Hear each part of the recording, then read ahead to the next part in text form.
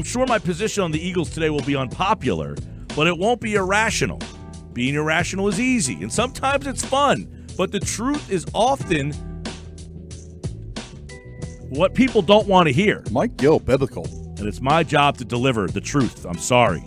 So these irrational takes today, John McMullen. Johnny Mac. I'm not letting them pass through here with ease. Because you know it's an overreaction Monday. What's the biggest overreaction of this Monday? Irrational takes after a loss? I'm shocked. Not here, man. Not here. The biggest overreaction is Carson Wentz is the worst quarterback in the world. He had a very poor game. Maybe that's the worst I've ever seen him play. I think it's fair to be disappointed in how he handled the situation. I think that's my biggest issue, especially the offensive line issues. Got to take care of the football. But, I mean, Dan Orlovsky just tweeted out a brilliant look at the film to tell you what the receivers were doing to him, and it wasn't good. And that group continues to be it's the worst in football. It's hard to describe it any other way. They're not where they're supposed to be. It creates uncertainty. And then all the dominoes go from there. You're holding on to the football too long. Then the fumbles come, and sort of things become untenable. But that's what Carson can control. It's not the worst thing in the world. Doug said it again. Coaches say it all the time. You want to end every offensive drive with a kick. Now, hopefully an extra point, maybe a field goal, but even a punt. It's not the worst thing in the world to punt the football in this league. What you can't do is turn it over. So I want to ask you about Wentz in terms of, yes, he played very poorly yesterday. I think the biggest Wentz supporter could agree with that. Is Wentz, you wrote about that he is regressing a little bit, all right? Is the guy that we're seeing, is it because of him or is it because of what's around him? Well, I think it's a combination of both. The part from his standpoint, I think the mechanics have regressed a little bit, and that is because of what's going on around him. I just mentioned the receivers not being in the same and not being where they're supposed to be, in essence, fooling the quarterback, which you can never do. The offensive line was, I mean, that's just a bad situation. You come in without Lane Johnson. Andre Dillard's playing his first game at right tackle. He was a disaster. Brandon Brooks, the anxiety crops up again. They have to replace him. That's Vitae. Then they bench Dillard. Vitae has to move out to right tackle. Matt Pryor's essentially playing for the first time. It was a disaster up front. So all of that plays into it. But, I mean, I think, look, you saw Tom Brady last week play a poor game. And I said it happens to every quarterback, and it was ironic that you got to see the greatest of all time play a poor game because he doesn't have a lot of weapons. This week you see Russell Wilson, who's, if he's not going to be the MVP, he's probably second to Lamar Jackson right now. First guy in NFL history to be a winning quarterback for his first 8 or 9 seasons, whatever it is for him now. So my point is he's pretty good. And the disappointing part is you see somebody like Russell Wilson, for more of his years than not, he's had a really bad offensive line. And he's able to make do and win football games. The part that disappointed me the most was how Carson became a little bit unhinged with that offensive line. He's used to playing behind a really good offensive line. You're not always going to have that luxury. You got to handle it better. So that is the part that I'm focused on from Carson's perspective, and that I think is the disappointing part. Johnny Mac, something that people have talked about, and something that stood out to me yesterday was Doug Pederson's play calling. And I don't think it was poor per se. I just think it's limited because of the fact of what they have. It seemed like when routes were down the field, Carson either scrambled for a first down or he dumped it off to the running back, and a lot of those were missed throws. But again, that's let's not forget, those balls aren't going down the field where they should be, and that's for a reason. It's because of the separation. I think Doug's handcuffed to what he can call. And I think that's affected Carson. Obviously, it's affected the Eagles as a whole. And a lot of it has to do with the injuries. What are your thoughts on the game yesterday out of Doug Pederson? Yeah, well, he knows he doesn't have receivers right now. I mean, nobody knows better than Doug Pederson. So you see the constant stream to the tight ends, and there's too much to Miles Sanders. People are sniffing out. People made a big deal about KJ Wright saying they knew where the plays are going. That's overrated. Anytime, Colin, you play against somebody like Luke Kuechly, he knows everything anyway. It's all about execution. There's a lot of linebackers in this league that can decipher what's going on, and you make it easier when you don't have a ton of playmakers. So you and I talk about this all the time, and I say we don't judge play calling; we judge results, and the results aren't there. Maybe the play call's great, blocking broke down. Maybe it's a bad pass. Maybe it's a drop catch. A lot of things go into it. Doug's a good play caller. I don't think that changes from week to week, but he is limited because of all the issues yesterday, not only at receiver, but also on the offensive line. John, you mentioned that Doug knows as well as anyone that he doesn't have any receivers, but I just kind of scratched my head at the 45 pass attempts to the 16 run calls. You look at the other side of the ball, and they have 2 key injuries on the offensive line as well, and they have balance, 25 runs, 26 passes. It might be flip-flop there, those numbers, but balance is the key word. So I just don't understand what Doug is doing by just trying to fit, a square peg into a round circle, whatever that cliche saying is. So if you can put some clarity onto it. I would say he doesn't have Jordan Howard either, and he doesn't have confidence in Miles Sanders to carry the football 23, 24, 25 times. And I know everyone's going to say, well, look at the numbers. There's some success there. But you also have to look at the plays, and it's the same thing. When we say he doesn't have confidence in a certain player, why isn't J.J. Arcega-Whiteside playing? Well, we kind of saw that. Dan Orlovsky told us and showed us, and he's not running routes the way he should. Miles Sanders makes a lot of mistakes out there, as rookie players tend to do. So there's not the same confidence in if you have a veteran player. I think that's what Doug is struggling with, and I think people say, just give him the football, and I've been in that camp as well.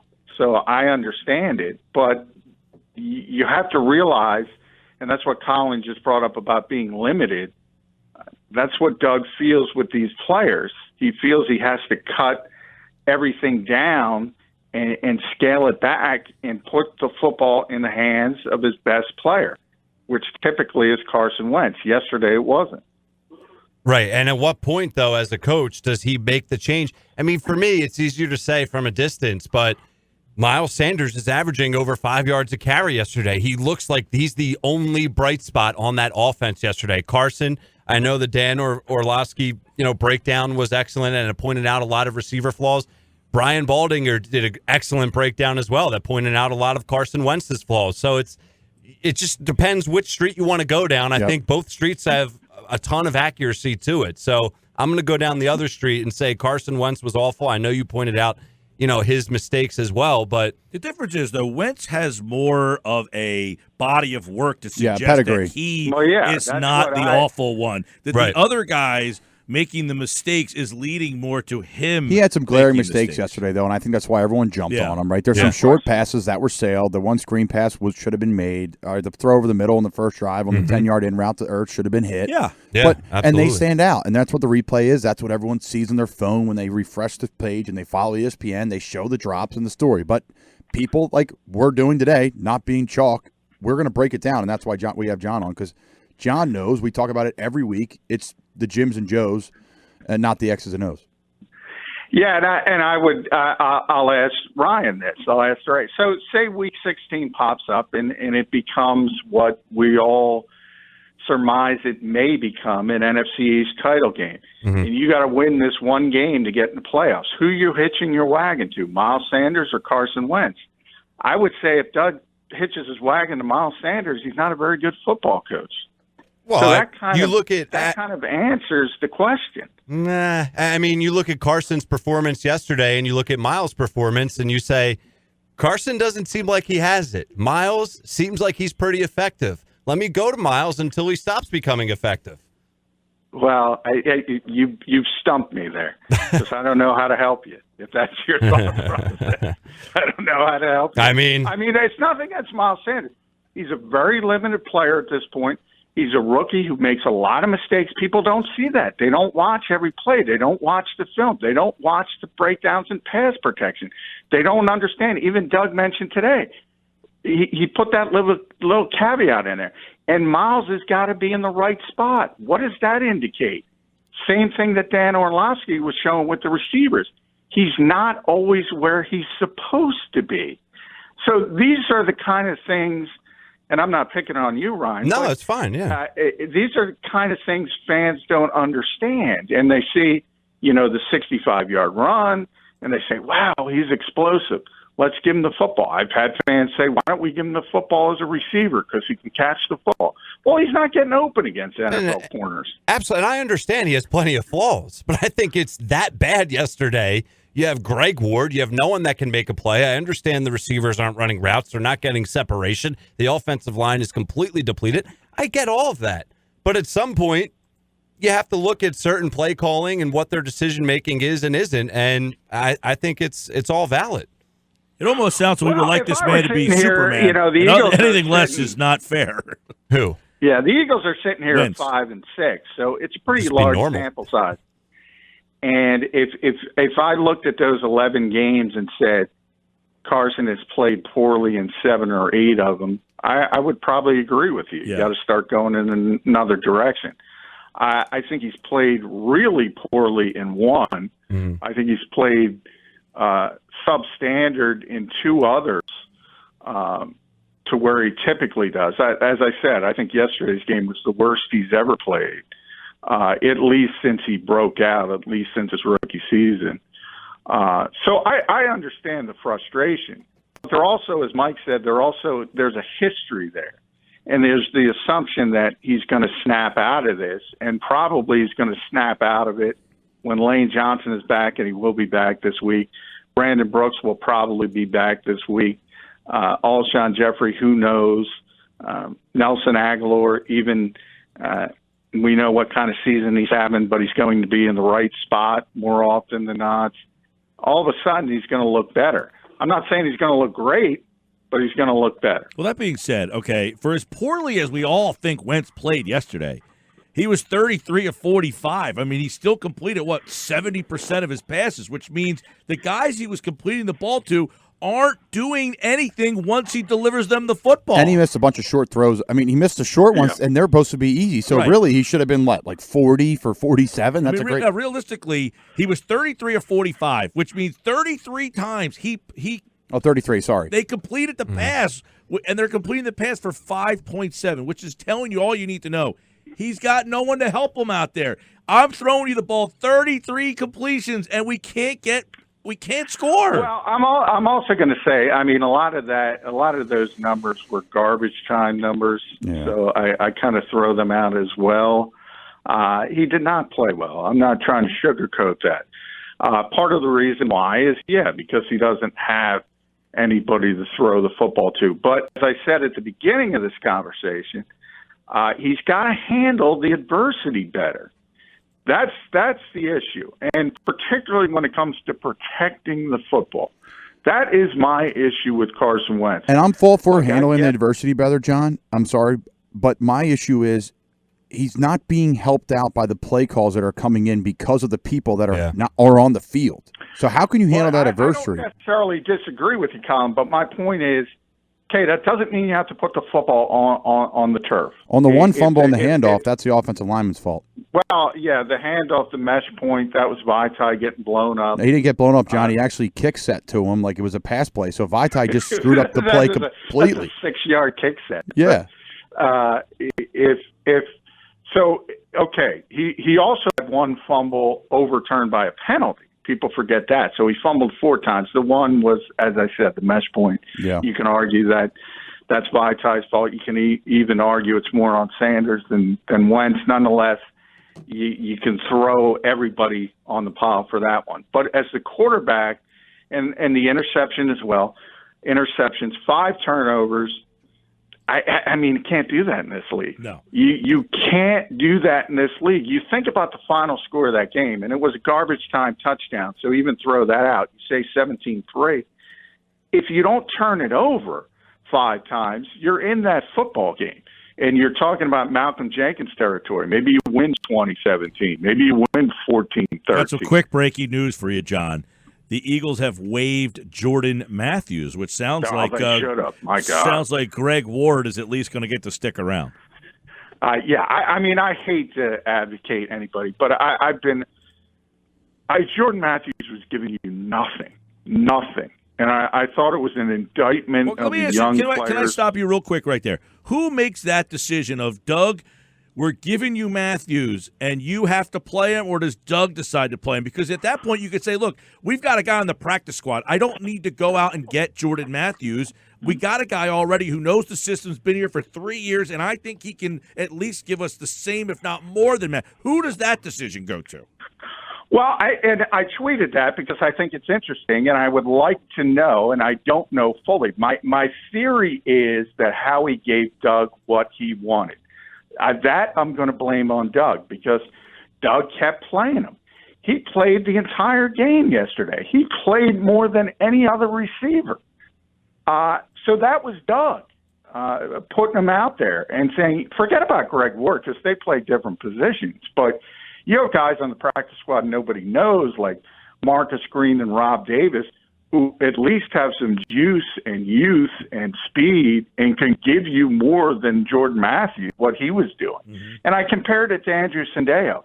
I know 100% Jim Schwartz wanted to keep Andrew Sendejo. He liked him as a player. He's comfortable with him as a player. He wanted a veteran as a third safety. How he put his foot down. Typically, Jim gets what he wants when defensive personnel comes into it. But at times, in this instance, Eagles weren't as good as they thought. They wanted that compensatory pick. How he put his foot down. He gave Doug what he wanted. That's my indication by how much Jordan Matthews has played. And that's something you should criticize Doug Pederson on. And hopefully, well, thankfully, they got it, because they had to move on from that. John McMullen, at JF McMullen.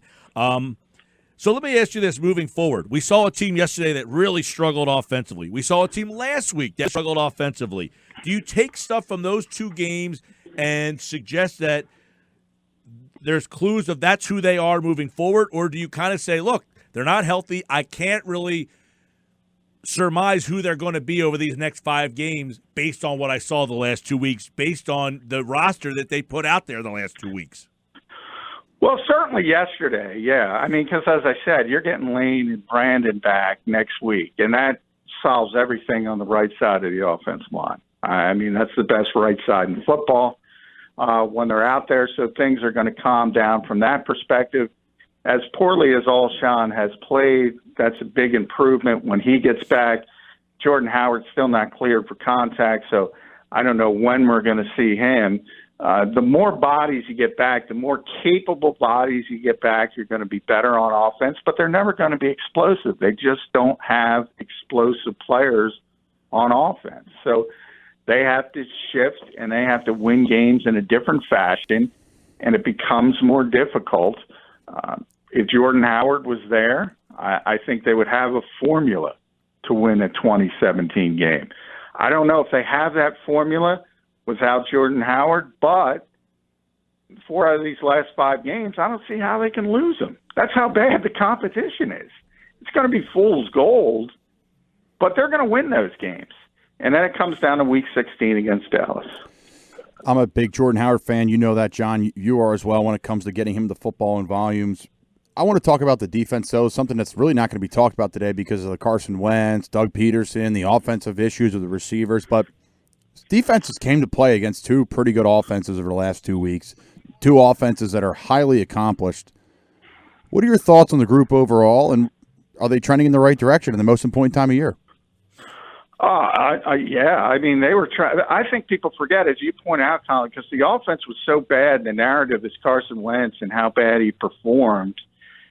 look at what they did to Russell Wilson. When I said that was the MVP coming in, he might no longer be the MVP. That's maybe the worst game he's played all year. And the week before, they have Tom Brady at the press conference, cursing at the media almost. He was livid. Yeah. It's been an amazing turnaround. I give Jim, I'm a big Jim Schwartz guy. I don't hide that. I think he's one of the best defensive coordinators in the league. I think he's done an amazing job with this group. And Jalen Mills, I can't speak enough about him. Now, there were some plays. DK Metcalf dropped, which should have been a touchdown. He dropped 3. So, yeah, he had a tough day yesterday, DK. Yeah. And I said maybe the Eagles should have drafted him. And he also had that wide something about open, the link. Yeah. Russell had an easy touchdown. Running and throwing. Overthrow Hollister. Yeah, he could have ran it in between, and he just overthrew the football. But part of that is Eagles defense made him uncomfortable. And that's why. Same thing with Carson Wentz.